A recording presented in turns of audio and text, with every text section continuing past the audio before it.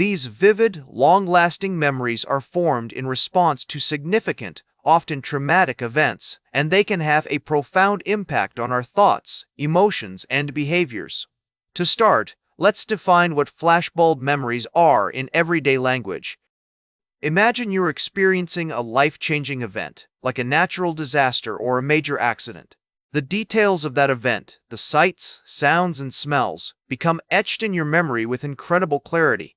This is what we call a flashbulb memory. It's as if the event has been frozen in time, allowing you to recall even the smallest details years later.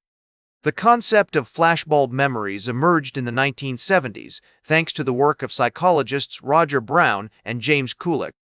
They proposed that these memories were formed through a unique process that involved the release of stress hormones, such as adrenaline, which enhanced memory consolidation. Since then, researchers have continued to study flashbulb memories, shedding light on their neural mechanisms, psychological functions, and clinical implications. From a theoretical perspective, flashbulb memories can be understood through the lens of emotional processing theory.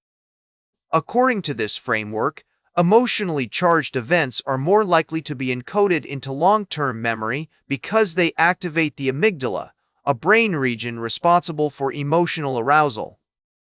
This increased emotional arousal enhances the release of neurotransmitters like norepinephrine, which facilitates memory consolidation. Research on flashbulb memories has yielded some fascinating findings.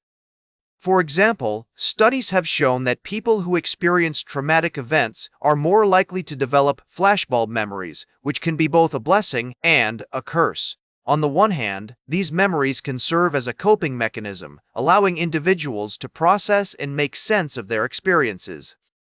On the other hand, they can also contribute to the development of post-traumatic stress disorder symptoms, such as flashbacks and nightmares.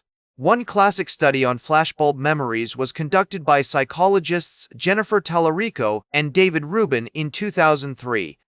They asked participants to recall their memories of the 9/11 terrorist attacks and found that these memories were remarkably vivid and detailed even years after the event.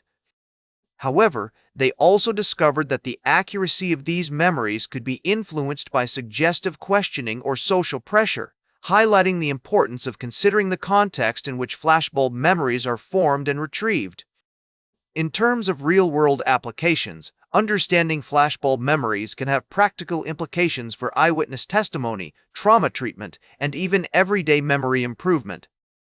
For instance, recognizing the potential for flashbulb memories to be influenced by suggestive questioning or social pressure can inform the development of more effective interviewing techniques in forensic settings.